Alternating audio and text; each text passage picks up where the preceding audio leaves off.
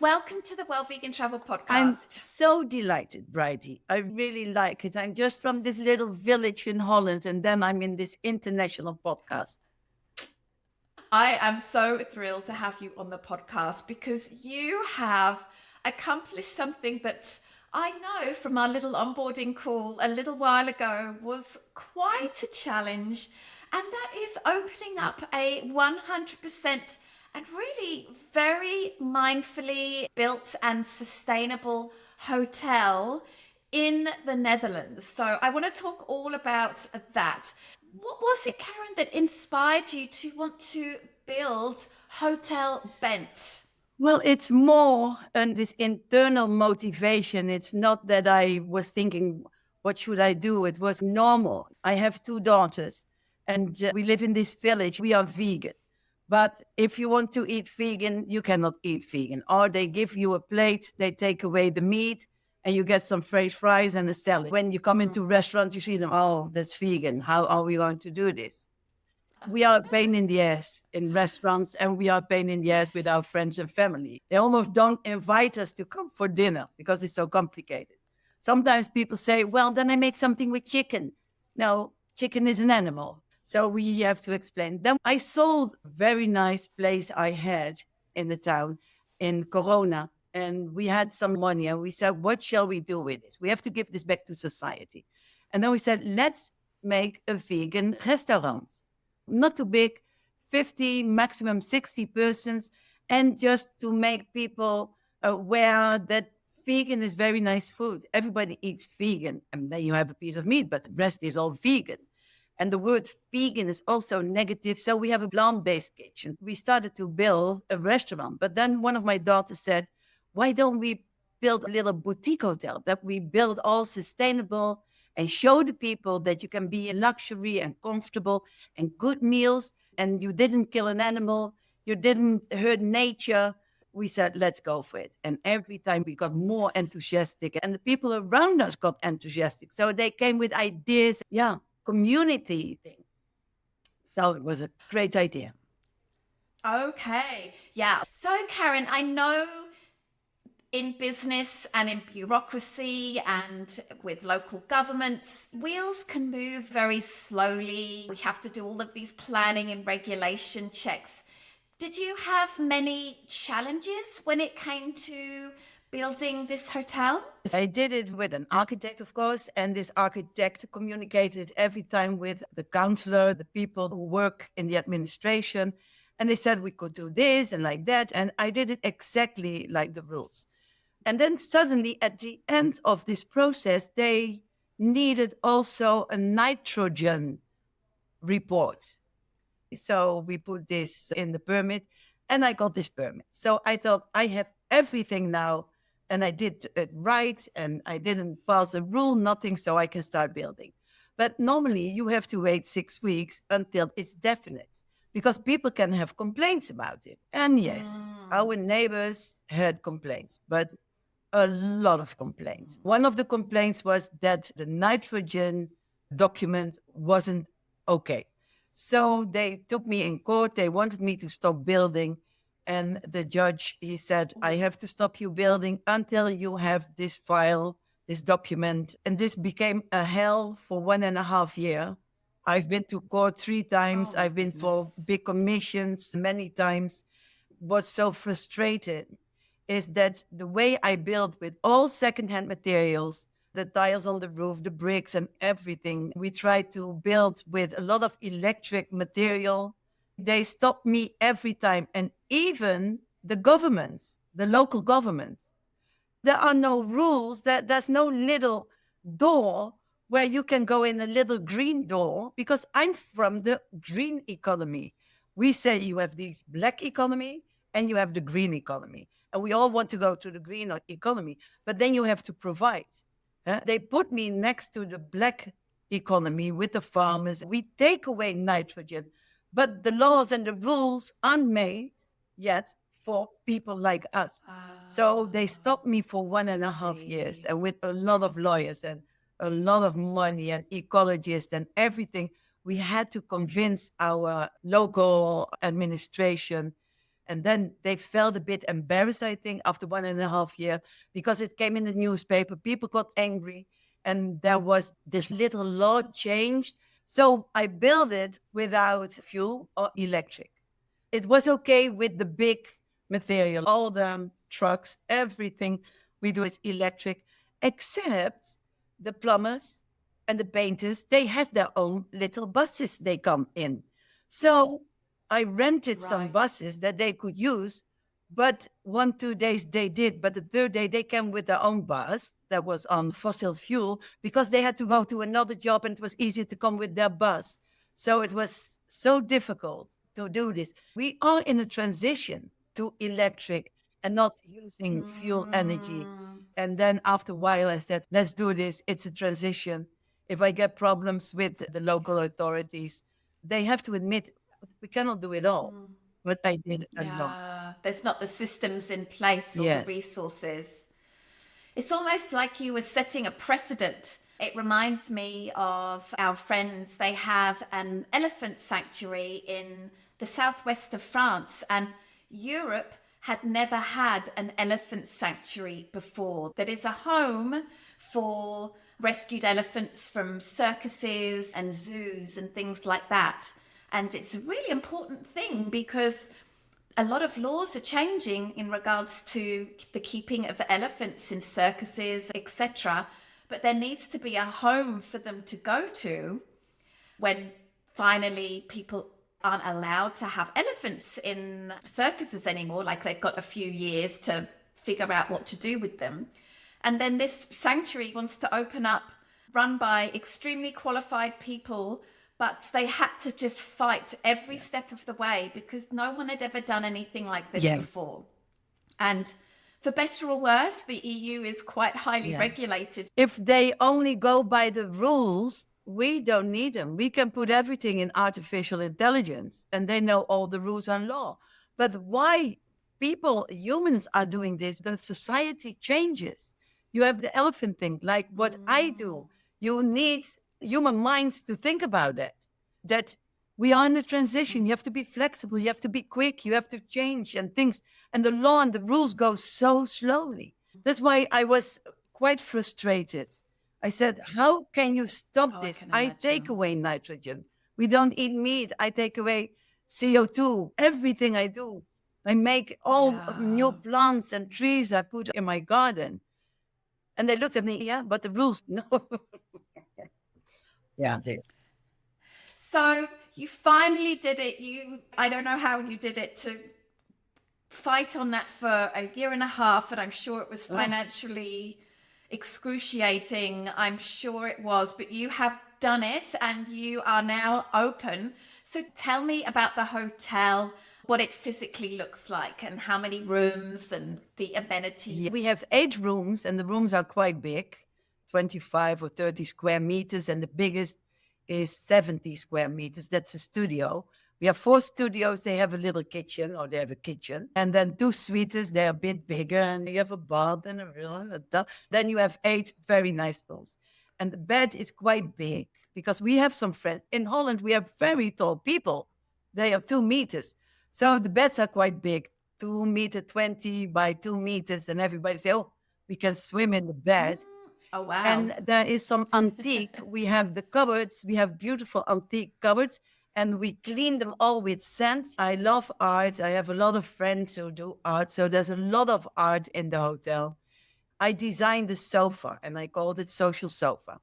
And we do all mosaics, and there are thousands also over the world. So there's a lot of mosaic things in the bathrooms, in sofas, the entrance. Oh, no. It's very picturesque. If you see, because we used all secondhand materials, it looks like it has always been there. It has a nice garden. If you cross the street, you are in a big forest with little lakes and Wow. a lot of animals, flowers in the water lilies, a lot of little fruits. It's about 2 meters, 1.5 kilometer, I don't know in miles, from the center. And the center is Oosterwijk, and it's really a lot of shops, expensive shops. We have a lot of millionaires in the village. Oh, it's fancy. a lot of restaurants Oh. and a lot of galleries, art galleries. We have 15 international guest artists to make ceramic because we have one of the biggest ovens in Europe. So my hotel is very picturesque. It fits completely with nature, but it's built out of wood and bricks on the outside. So prefab wood on the inside. So sometimes you hear the wood that's expanding and it smells like wood. Oh. And yes, I love it a lot. Everybody feels at home because it's not big. Yes. I would love to talk a little bit more specific questions about the hotel. You said that you have 8 rooms There are opening 8 very rooms, soon. 2 suites, and 4 studios. So, yes, if you like to do your own kitchen, you can. Yeah. I see. Okay, so you've got all of these rooms, but you're also going to have a Yes. restaurant as well. So will that restaurant be just for breakfast or will it be open for lunch and dinner? What kind of food will be served there? It's vegan. It's for breakfast. Breakfast is very important because we are a hotel, so it needs to be a very good breakfast. And now we also do breakfast for the 8 rooms. Sometimes people don't know they come to a vegan restaurant and they don't know that the breakfast is vegan. There's so many things you can eat. If you don't know it's vegan, you only notice that there's no egg. We have Yeah. lunches, and in the lunches, the people from the village and outside can come to visit us. And we have dinner, but our dinner is more shared dining because I want the people to get acquainted with vegan food so they can taste a lot. Ah, so it's like family Yes, style. yes. And if you like it, you get the recipe because I want people to make vegan at home. A part of my career is in theater. So every 2 weeks, there are performances of stand-up comedians, or musicians, or singers, or it's really also a cultural place. Yeah. It sounds Yes, so it is. fun. And I love the idea that you have the hotel, which of course is vegan and is going to attract vegans, but also hopefully non-vegans as well. And the town, it doesn't seem so big. I'm sure from a business perspective, it's great because all of those vegans are going to eat their breakfast, probably their lunch and their dinner with you. Yeah. Pretty smart. Yeah, what is very nice is the restaurants around me, they put now on their menu card some vegan plates. That happens quite a Yeah, lot, so I that's very think. nice. We are a bit becoming influencers. On my age, I become an influencer, a vegan influencer. Yeah. Fantastic. So you built this hotel from the ground up and you knew from the beginning that you wanted to make it vegan and you wanted to make it built as sustainably as possible. So can you tell me about some of the choices that you made in the design and the construction process to make sure that the hotel met your vision in terms of being 100% vegan and as sustainable as possible? Because you made some choices that I don't think many, even people with the best of intentions, would be prepared to Yeah. do. First thing, we decided to do a prefab, and the base is prefab from wood. They make it in the factory, and it's the most sustainable way to build because they can use everything. There's not a lot of waste. In 1 week, they build the floor. So in 3 weeks, the 3 floors were built. So there's not a lot of working traffic. We use so much wood. We had 2 big fields we bought, and they restored a forest on these fields. So it's a young forest, but it's something to compensate the use of wood. Then I always use 6 criteria in the things I decide. For example, what is the resource? You say, what's the material? Where does the material come from? Then how is the fabricage? How do you make it? What do you make it? How do you do this? Then it is how they transport it to us. How far is it? Things like this. Then how strong is it? How long will it last? For example, the floor. What do I put on the floor? I could put tiles, and tiles is nice because the heat is going in very quickly and it heats the room big. If I use secondhand wood, That's very sustainable, the resource and the way it comes to me, etc. But the warmth goes very slow through the wood. So it would cost me more electricity. I have earth warmth, and so the pump has to use a lot of electricity. So then there's this material I decided to use. It's a kind of PVC. PVC? Then in the PVC, I look for the most sustainable. It's the most sustainable and the warm passes through. So like this, I decide. And also one thing is when we want to change, can we change it or not? And in this time of transition, you cannot have a 10 on every aspect. You cannot. We are not that far in our society.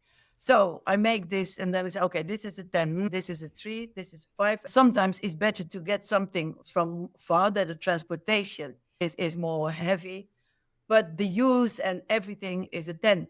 We decided how to build and what to do. And like the gardener, I say to the gardener, what I want you to do is the forest. I want a copy of the forest here. So it's completely biodiverse and climate adaptive. So all the water can fall in.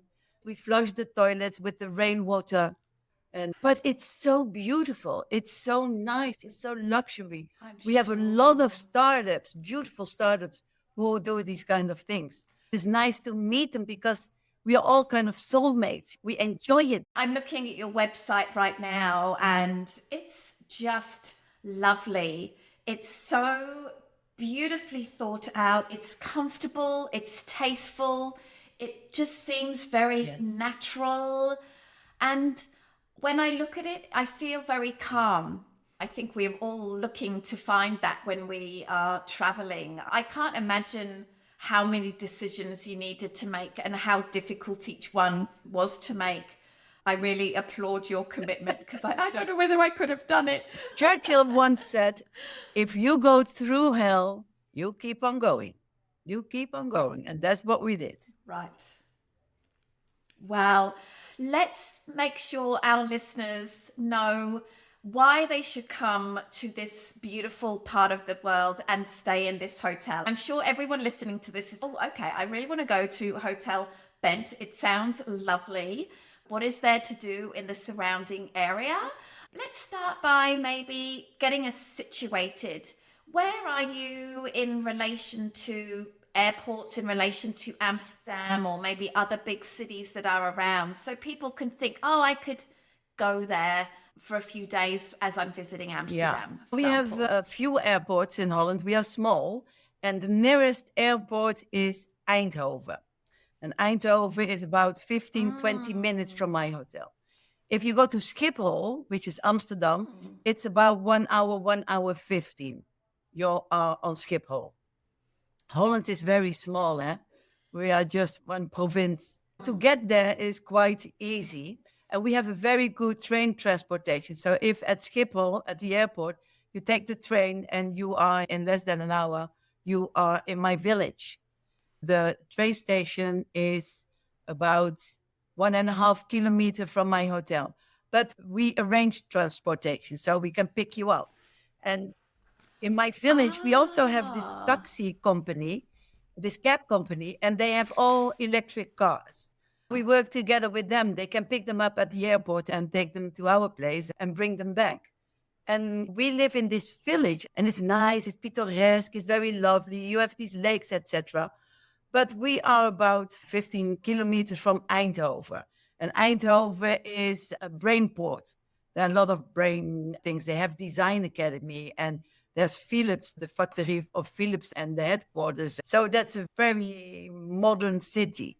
You have this big cathedral, St. That was also an inspiration. And Den Bosch is really a kind of little medieval place. In 45 minutes, you are in Antwerp. Antwerp is really such a beautiful, creative town. It's in Belgium. And if you go 1.5 hours, a bit shorter, you are in Brussels. And if you go 1 hour, 1.5 hours maximum, you are at the sea, at The Hague, where is also the International Court. I love The Hague so much. It's so beautiful. You notice that it's a government city. It's completely different like Amsterdam. Amsterdam is is hippie, is freedom, is a lot of coffee shops so you can smoke a joint, things like this, a lot of beers. Everybody's on a bicycle. All the children are in the basket in front of the bicycle. Amsterdam is hippie, but it also has the Rijksmuseum with all the Rembrandts and the Rubens. You have so many museums. It's amazing. Also for Wow, it's photo exhibitions. What's his name? Famous singer. I tried to sing a song, but it's wrong. But Amsterdam, yeah, Amsterdam is nice. You have to visit Amsterdam with all his markets and little shops, his little gardens. I like Amsterdam a lot. And then you have Rotterdam. Rotterdam has been bombed in the Second World War. They had to rebuild it all. So this is a very modern city with big bridges, big buildings. And then you have the harbor. Yeah, I think in Holland you have it all. The only thing you don't have in Holland are mountains. We don't have mountains because we are right. flat. We made Holland, no? So it's really flat. That's why we can go on bicycles. I really love what you're saying. And when you were talking, I was looking at my little Google Maps here on the other screen and just getting a bit of a sense of the orientation. And Amsterdam is really quite far north in a small country. But anyway, where you're located is really like very accessible for Luxembourg. You've got Brussels there and you've got Germany. It really is quite a great place if you want to explore the Benelux region, I feel. If you put, for example, you do 100 kilometers, I don't know, in miles, you are in Germany, you are in Belgium, you are in Amsterdam. It's so small.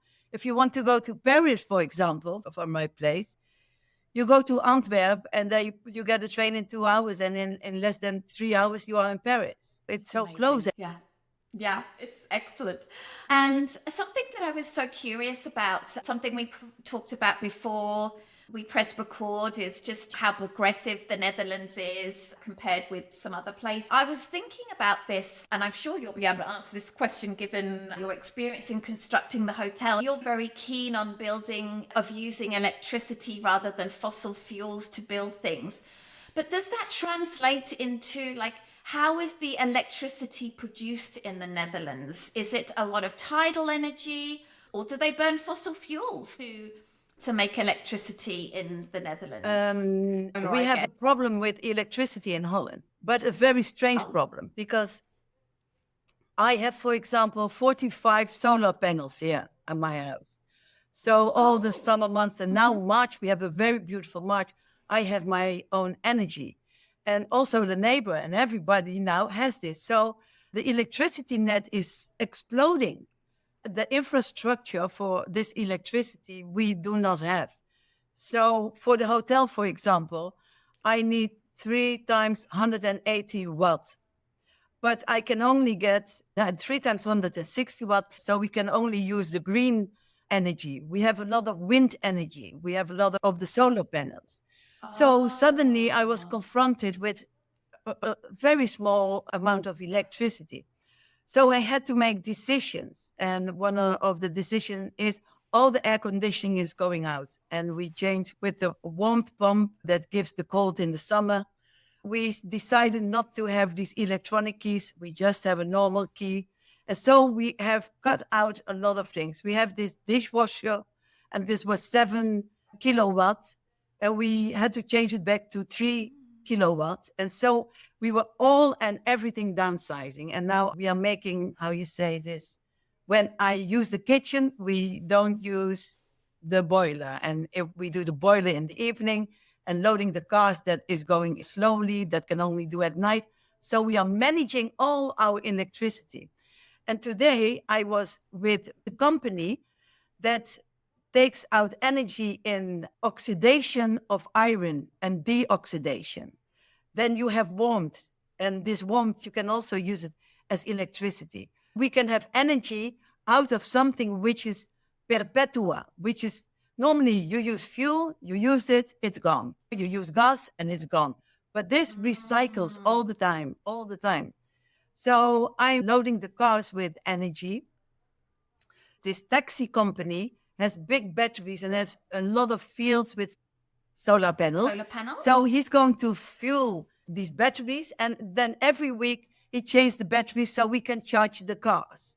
So I'm looking for how can we be with green electricity, but mostly to use less electricity. We became electricity junkies. Philips says sense and simplicity. That's their line, sense and simplicity. It's simple maybe to put it in the you can, socket. but if you look behind it in your wall and where it goes to and then how it gets here, it's not simple at all and it doesn't make sense. So the best is to get your energy around your place and that it doesn't need to come from nuclear energy or coal mines or whatever. We have to be more self-providing. Yeah, I haven't been in the countryside in the Netherlands, but it's always very interesting for me when we're on our Alsace trips and we cross the border into the Black Forest, into Germany. And then all of a sudden, all of the houses have solar panels on them.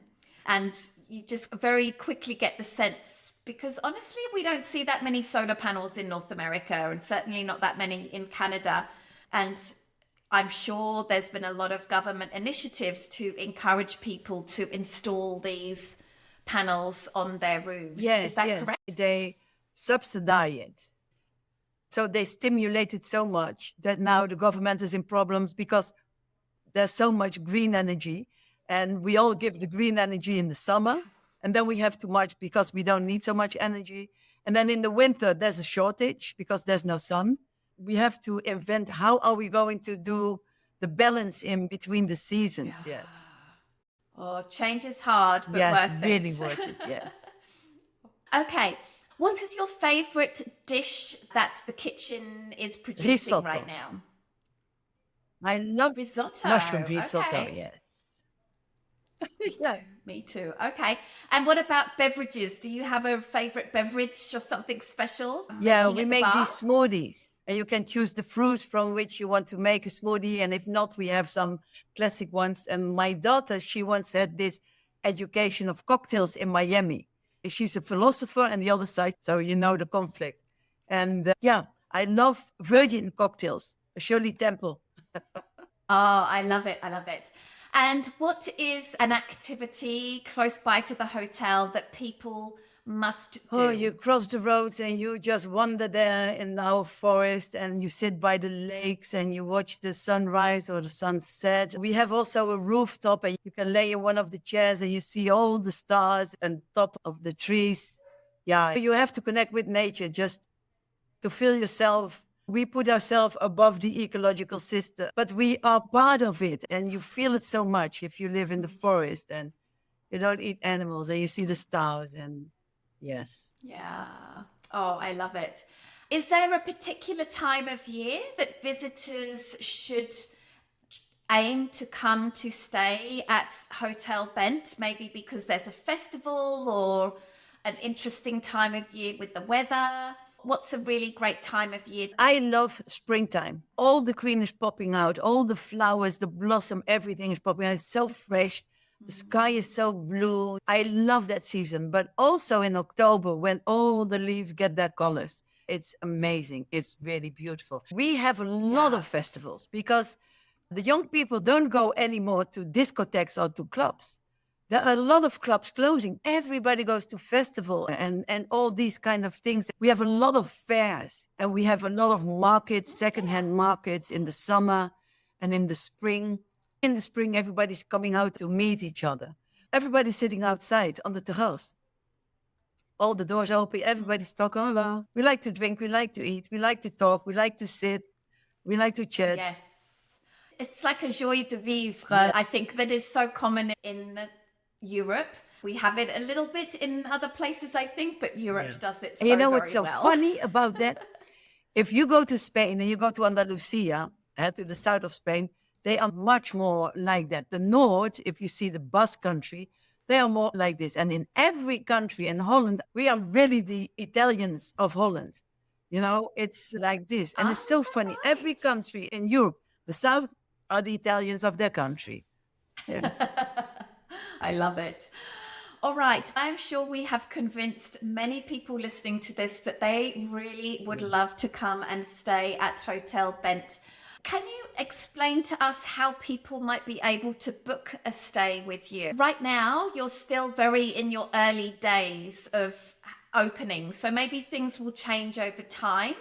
Could you tell us how people can book right now and how maybe you're going to open up to some different platforms or ways of booking in the future? Our website, that's hotelband.com, and you can make your reservation. But we are also on booking.com. And I don't do these things, but you just go to our website. We are a small hotel. And then people sometimes write us, we are there because we are married 20 years, or I come because I want to learn a script for a play that I'm going to do. And we like to know. I love it. Thank you, Thank Karin. Thank you so much for taking the Oh, time to be on the podcast. It was a pleasure talking to you and learning all about this wonderful new accommodation in the thank Netherlands. you Thank you. very much.